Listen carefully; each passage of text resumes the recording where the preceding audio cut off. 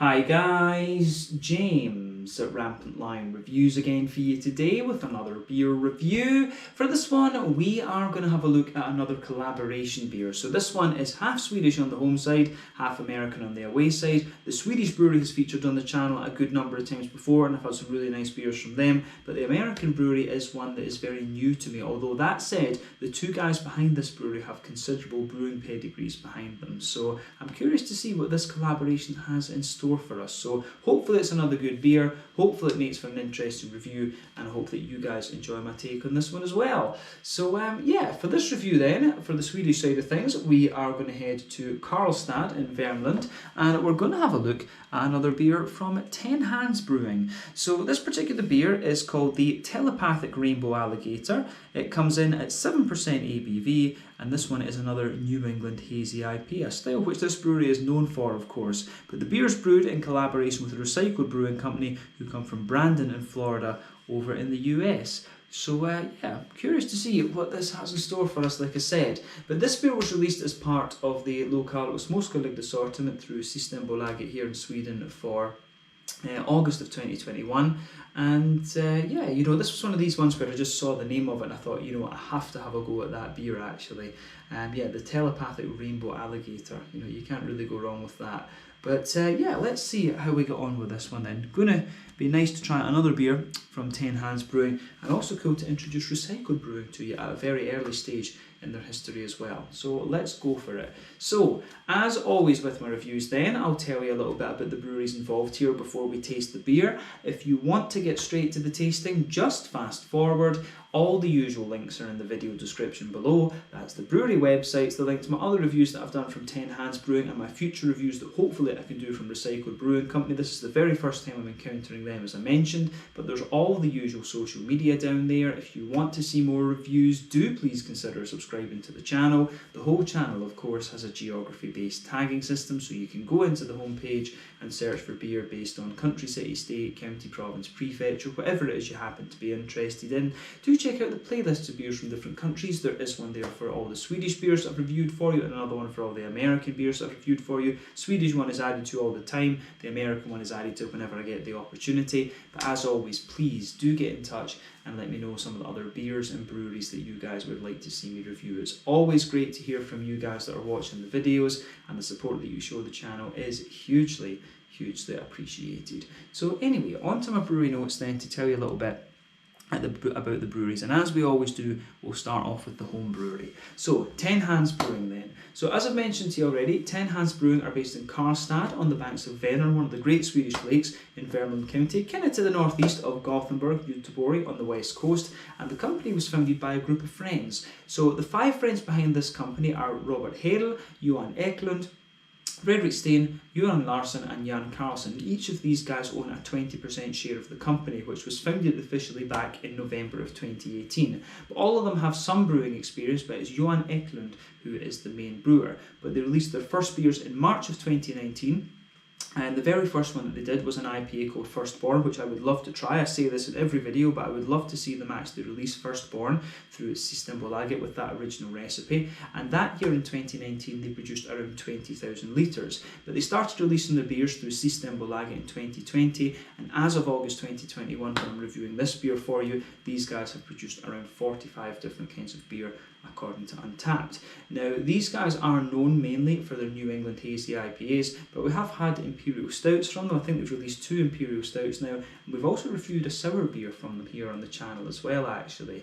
So yeah, I do hope we can see maybe a black IPA and a West Coast IPA from them at some point, although now that I've said black IPA, I'm wondering if I have had a black IPA from them, come to think of it.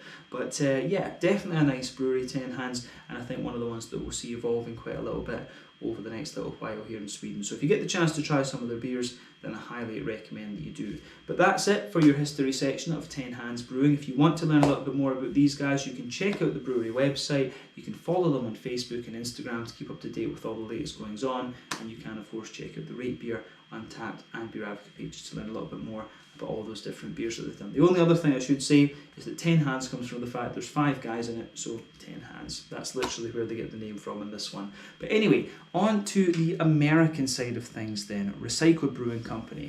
So Recycled Brewing Company are based in Brandon in Florida, and the company was founded back in October of 2020 by Eric Trenoski and Jason Fromm. So both of these guys are very experienced brewers, and they knew each other professionally, but they never worked together. And so during the COVID-19 pandemic, having had a lot of conversations, they decided that they wanted to brew together, and so Recycled Brewing Company was born. So Jason has worked for many years with Cigar City and also with Tampa Bay Brewing Company, from what I understand, whereas Eric Trenoski is one of the main men behind Cycle Brewing, sorry, not Recycle Brewing. So he's the main man behind Cycle Brewing, and he also has another brand of beer called Orange Belt Brewing, which specialises in sour beers. So going by the names of those breweries, Cycle Brewing, one of the most respected breweries in the States when it comes to imperial stouts, and Cigar City, a very well respected Florida brewery, probably the best known Florida brewery across the world actually. These guys really do know what they're doing. But over the last few months, Recycled Brewing Company have been doing a number of collaboration brews, quite a lot of them in Florida, but quite a few in different states. If you go onto their Facebook page and their Instagram page, you'll see what they've been doing. But they've been brewing a lot of different beers, and they've been very well received actually. I couldn't really figure out whether these guys are a sort of gypsy brewery or exactly how they brew and release their beers. There wasn't really any articles available on these guys yet, but hopefully that's something that will come in the next little while. They don't seem to have a website or anything either at the moment, but it seems that these guys are brewing a lot of their beers as collaborations. But as of August 2021, when I'm filming this review for you, these guys have produced 15 different beers, and I'm sure they will continue to add more to that over the next little while. But yeah, that is all I can really tell you about Recycled Brewing Company for the moment. It was actually quite hard to find information on the brewery itself, so I had to look up who the owners were, and then put their names in and do a little bit of research on them as individuals, and this was the information that I was able to find. So it was a little bit tricky to do the information section for Recycled Brewing Company, but hopefully you guys are satisfied with that. But yeah, they don't really have a website, so you can check out their Facebook and Instagram page to keep up to date with all the latest goings on, and you can of course check out the Rate Beer, Untappd and Beer Advocate pages to learn a little bit more about all the different beers that they've done. But yeah, again, that's it for your history section with Recycled Brewing Company. So yeah, let's crack on and have a little look at the beer itself then. So I'll just let you have a little look at the artwork on this one before we open up. As you can see, there is the Telepathic Rainbow Alligator, just kind of chilling there in the middle of space with his head on some wires or something like that, I guess. No body behind him, but yeah, all about the psychedelics, I guess, maybe. But there you can see 10 Hands Brewing Company symbol on the back. There, as I always say, the 10 Hands Brewing Company symbol reminds me of Yivo from the Futurama Beast with a Billion Backs. But you can also see the Recycled Brewing Company symbol there. But this is a 330ml can, a little one of these little tall Red Bull cans, which is what you always get from 10 Hands Brewing, and I think I paid maybe about 35 Swedish kronor for this one, so that translates to €3.50, somewhere in the region of £3 sterling, and also I think in dollars, what would it be, a little bit over $4, maybe $4.25 American. So for a 7% New England IPA, that's not bad going by Swedish prices. But yeah, plain silver top on the can there, and this beer, I should add, is hopped with Citra and Idaho 7. So yeah, both American hops, both about 14% alpha acid if memory serves me correctly. Citra, as we know, gives you big oily juicy mango notes with quite a bit of a citrusy zest to it, whereas Idaho 7 gives you all those kind of really soft tropical notes actually. So yeah, this should be quite nice. We know that 10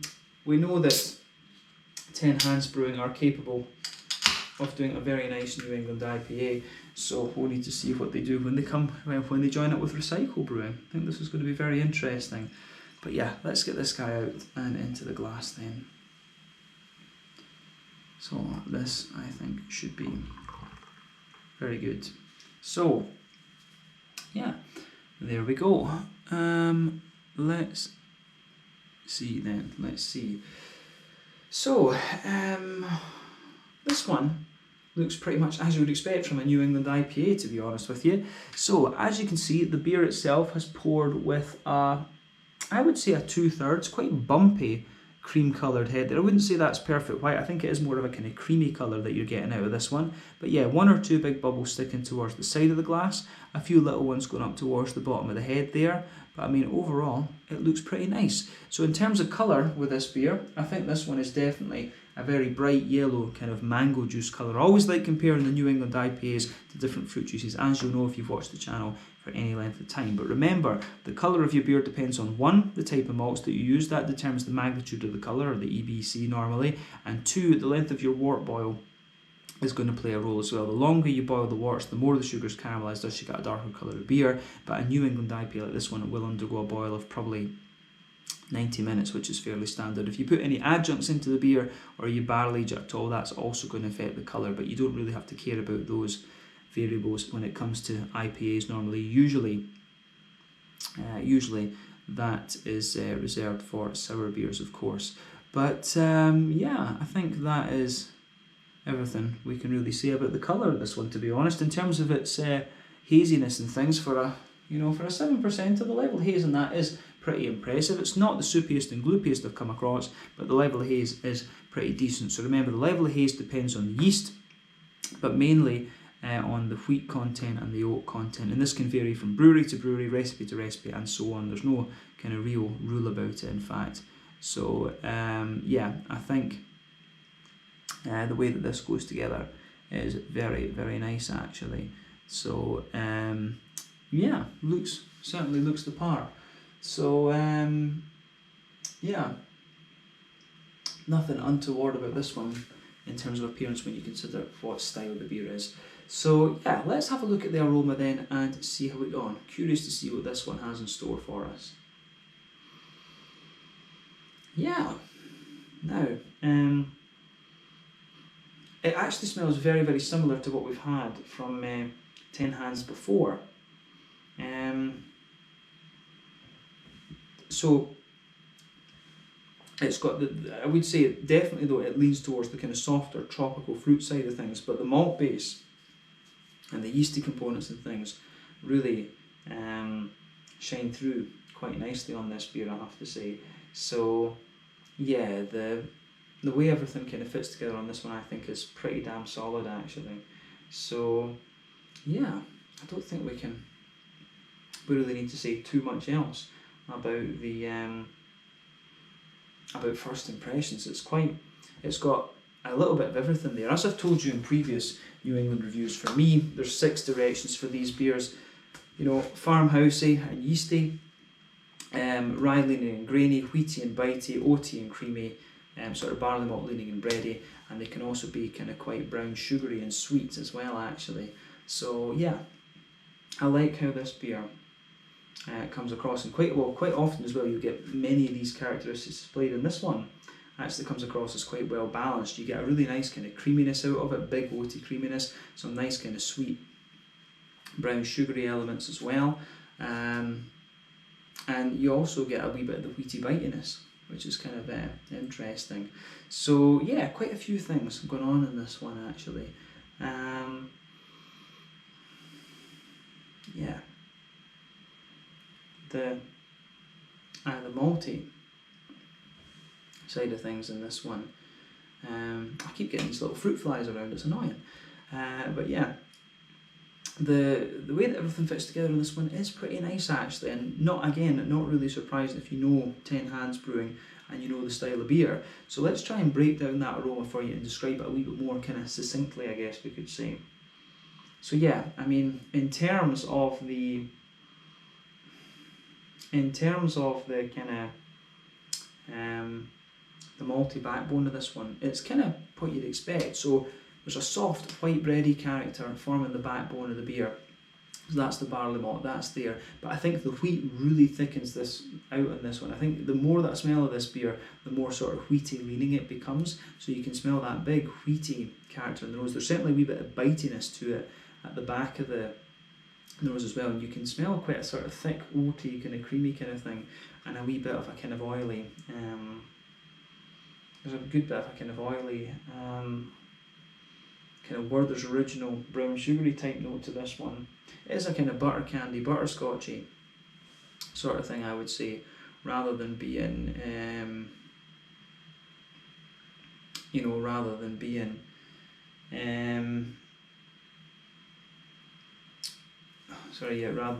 kind of, rather than being too caramelly or whatever. But yeah, it does smell, it actually smells like quite a thick New England IPA, this one, come to think of it. So yeah, big oaty creaminess, good little bit of a sweet Werther's Original sort of thing to it. So yeah, I do like how this how it goes about its business, that's for sure. Yeah, it is quite nice. For sure. It is actually, the more that I smell of it as well, it sweetens up. It really does sweeten up quite a lot actually. I think most of the IPAs we've had from 10 Hands over the last little while have been 7%ers. But yeah, I think we don't really need to say much else about the aroma of the malty side of things with this one. It's a big, smooth and creamy oaty character, lots of kind of sweeter elements to it. Also a nice little bit of a kind of wheaty, bitey character. And yeah, it's interesting for sure. Very, very smooth smelling New England IPA, I have to say. But yeah, on the hoppy side of things then, I think we can focus on that now. When it comes to the green component, there is a little touch of earthiness in there, but it's quite minimal. But there's a big floral aromaticity to this beer. At the same time though, it smells a little bit wet and smooth, but it's got a little bit of that kind of pungency to it. But at the front of the nose, you've certainly got a nice little bit of a lighter grassy element to it. But again, there's a bit of zestiness in there, but it still comes across as a sort of wet, leafy, grassy character. So that interests me as well. So this beer really smells quite creamy and quite wet. Creamy on the malty side of things, but quite wet on the green component for me. And it just piques my interest, I have to say. But yeah, on the, I'd say on the fruity side of the beer, what can we say about that? It is kind of, again, what you'd expect, if you know the two hops especially, but it's a very tropical leading beer, this one. Not too surprising, right enough. But yeah, certainly you get a little bit of a kind of, you get a little touch of a kind of passion fruity element to it. There's a good little bit of mango from this one, and I think both hops will give you a little bit of these elements, but you can certainly smell a lot of the kind of softer tropical fruits, which will be from the Idaho 7. You know, you get a little bit of an almost kind of papaya type quality out of it. You also get that kind of, yeah, so you get a little bit of the papaya, you get a little bit of the kind of pineapple-y note in there as well. Almost get a little bit of peachy sharpness out of this beer as well. So I think there's a wee touch of a peachy sharpness just sitting back in that, but then yeah, a kind of soft pineapple-y character for sure.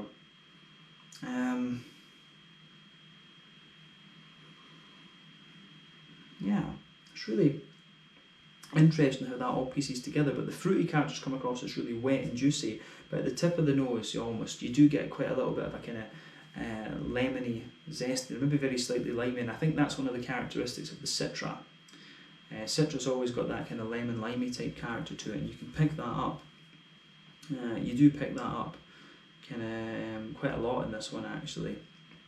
So yeah, quite an interesting beer from that perspective. Lots of interesting things going on in it for sure actually. So yeah, big tropical fruit notes in there, a bit of pungency, a bit of a passion fruity pungency, a big oily mango, some pineapple, I think a wee bit of a peachy sharpness as well that comes out in the beginning, but then yeah, some kind of lemony, zesty type characters as well. So overall it's an interesting one, this for sure.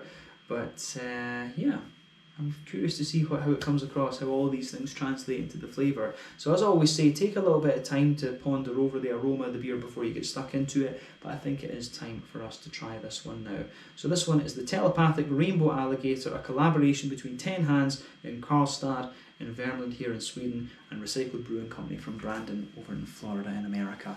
Let's get stuck into this beer. Slange, skål, cheers.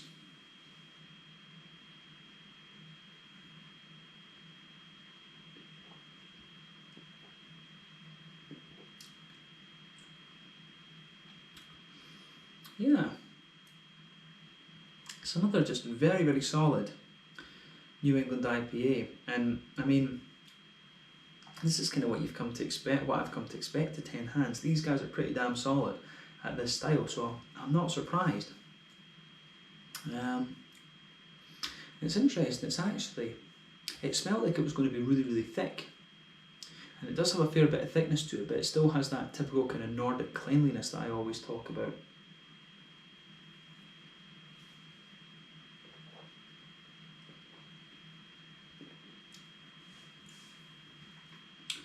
So yeah, interesting for sure. Quite a lot of food for thought in this particular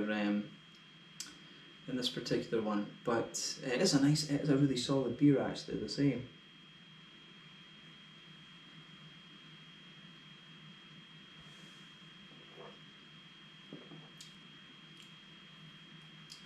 So yeah,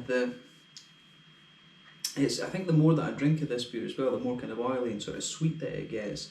So yeah, the way that this beer goes about its business is pretty nice, I have to say. So thumbs up to 10 Hands and Recycle for this. This is very nice actually. It almost feels like the stuff we've had from 10 Hands before, but just a little bit more kind of refined actually, which is interesting. So yeah.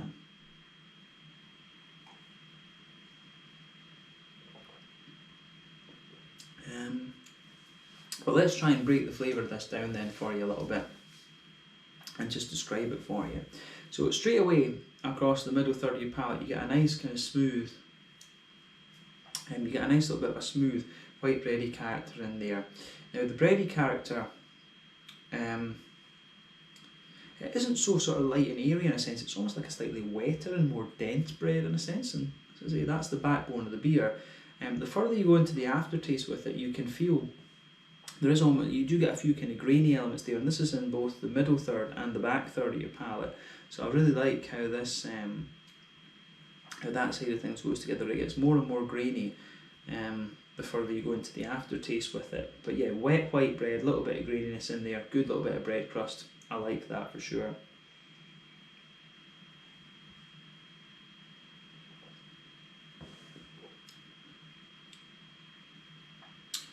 So, yeah, the fruity component in this beer as well really is just very, very juicy, and I see that that's kind of evolving nicely, but we're going to come to that a little bit later. But the backbone of this beer, for sure, is very, very nice. But on top of that, you get a little bit of a, what I've just spoken about is middle third and back third of your palate. But you can feel on top of that bready layer, there's a little bit of a kind of wheaty note to it. It's got a wee bit of bitiness in the middle of the palate, which is quite interesting. But then as you go further back, I think it even gets a little bit spicy, which is kind of interesting. But yeah, let's focus on that middle third of your palate just now. So yeah, soft white bready base, a little bit of a graininess in there. A little bit of graininess, as we say. And you can feel that slightly thicker wheaty layer on top of that. But I would say compared to other beers I've had recently, the wheaty layer in this one isn't too big actually. But then on top of that, if you go down the middle kind of line of your tongue, there's a big oaty. You do get a nice big kind of oaty, creamy quality to it.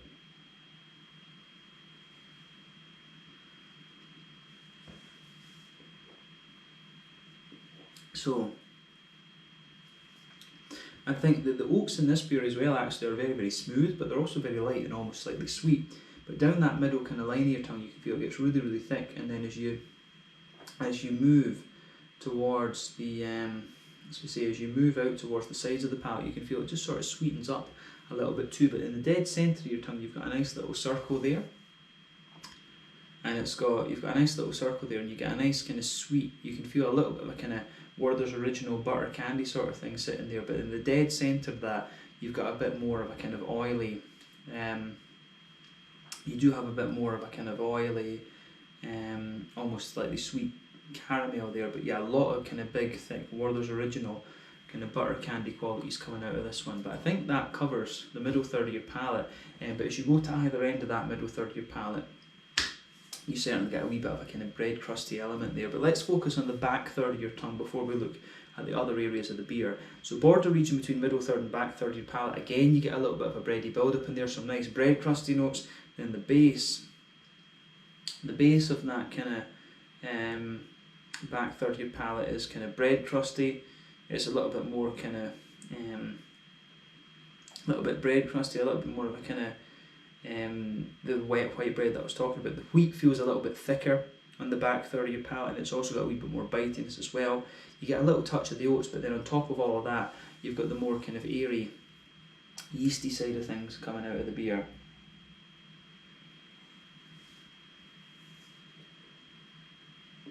So yeah, I think all of that goes together quite nicely. The yeasty notes that you get out of this beer are actually very, very smooth. It's like a very smooth and quite airy white bread that you get out of it. But when you start at the back of the palate with this one, you can feel the flavours a little bit taller, but as you move further forward, it just condenses down a wee bit.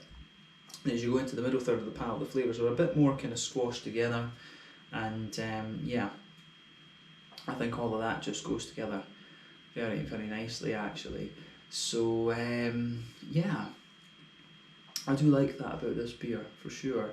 So yeah, to move forward then with that, I think we've covered the malty and the sort of yeasty side of this beer quite succinctly, I would say, at this point. So let's focus on the hoppy side of things then. The back corners of the palate, you do get a little touch of earthiness there, but as you move forward from that, very quickly, and after you get a little bit of herbal quality, it very quickly becomes nice and floral. It's got a little bit of depth to it. It's almost like very slightly dank, but yeah, you get a very big, bright, you get a very big sort of bright floral note out of the beer, which I can certainly appreciate. But it's actually, as you move forward towards the front kind of corners of the palate, it's got a big sort of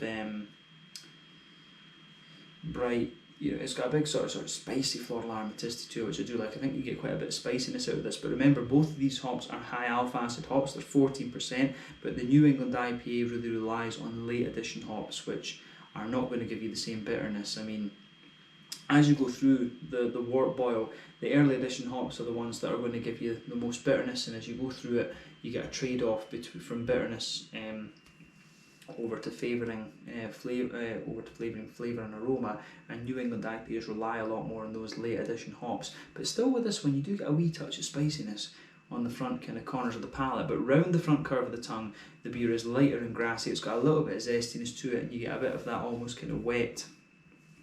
You do get a little bit of that almost kind of wet kind of quality to it. So yeah, it goes together very nicely in that sense.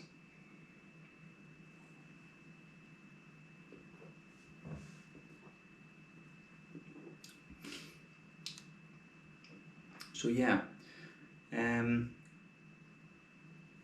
it works. It does work very, very nicely, that one. The green component of this one, actually, good bit of kind of grassy zestiness, nice bit of a deep floral character, good bit of aromaticity coming off. Wee bit of spiciness, but not too much. Then just a little bit of earthy character. But overall, I think it goes together really nicely. So yeah, works well, so it gets a thumbs up from me. But on the, as we say, on the fruity side of things, then let's focus on that front third of your palate. So the border region between front third and middle third of your palate, again, you get a little bit of a bready build-up coming out of this one, which is nice. There's a wee bit of a more kind of bread crusty element there, a little bit of graininess, but the base of that front third of your palate, again, soft, white bready barley malty character, which I do like. And then you do get a wee bit of thicker wheaty note with a bit of bite. It does a wee bit of wheaty bite there, but on top of that you get that nice oily bubble where the juicy fruity esters roll their way out of the beer. So at the back of that front half, front third of your tongue, brain's not working, you do get a bit of a kind of pungent passion fruit there, and that's going to be from the Citra, and I think to a degree the Idaho 7, but as you move further forward, you get a lovely big oily mango out of it. I think both hops are going to contribute to that, but then you start to get the softer apricot-y notes there. You get a nice wee bit of pineapple kind of pushing into the kind of front half of that front third of your tongue, but then you do get a wee bit of a kind of lemony sort of zesty note under this one as well, actually. But yeah, you get a lot of, and the further you go into the aftertaste, I find you get quite a bit of a soft papaya character out of it too. And I've always found that Idaho 7, just these soft tropical notes that you get from it, that's what makes it very, very unique. But it's a lovely, lovely hop, and I how do you say, I never really cease to be amazed by the kind of softness and smoothness that you get out of Idaho 7, and it's on display here quite clearly actually. So yeah, bear that in mind when you try this one. Idaho 7 showing you some of its very interesting characteristics here. But yeah, I think, as I say, just a little bit of lemon limey character that mixes with the kind of grassy esters on the front tip of the tongue. But I like how this one goes together in that sense. It gets a big thumbs up from me.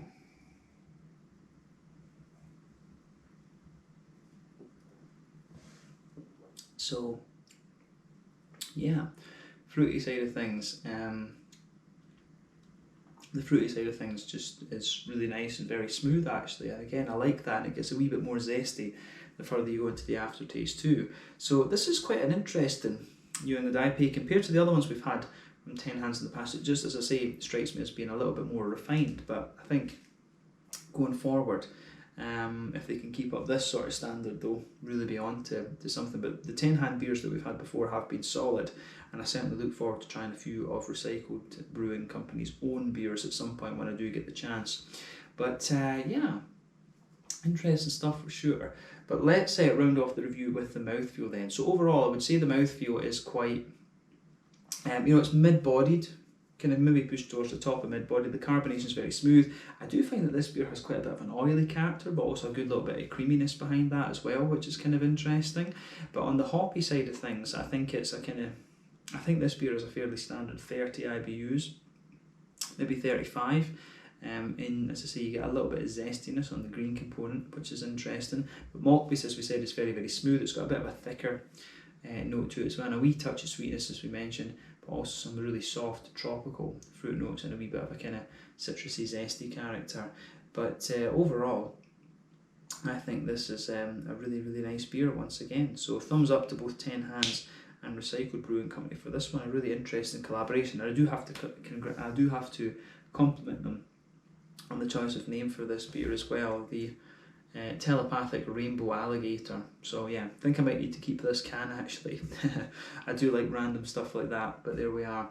So yeah, we can leave it at that for this one. So once again, thank you for watching my beer reviews. Until the next time, please like, subscribe, share, all the usual YouTube stuff. Let me know your own thoughts on this beer in the comment section below. Let me know what your favourite beers are, both from 10 Hands and Recycled Brewing Company. We will no doubt return to 10 Hands quite soon, and hopefully we can return to Recycled Brewing Company. But yeah, this was a really, really nice, drinkable New England IPA, so it has my approval. Try this one if you get the chance. But in the meantime, check out my social media, check out the brewery's social media, and I'll see you guys in the next review then. So this one was the Telepathic Rainbow Alligator, 7% New England Hazy, whatever you want to call it, IPA from 10 Hands Brewing in Karlstad in Värmland here in Sweden, and Recycled Brewing Company from Brandon, Florida over in the US. Slange, skull, cheers, and see you guys very, very soon.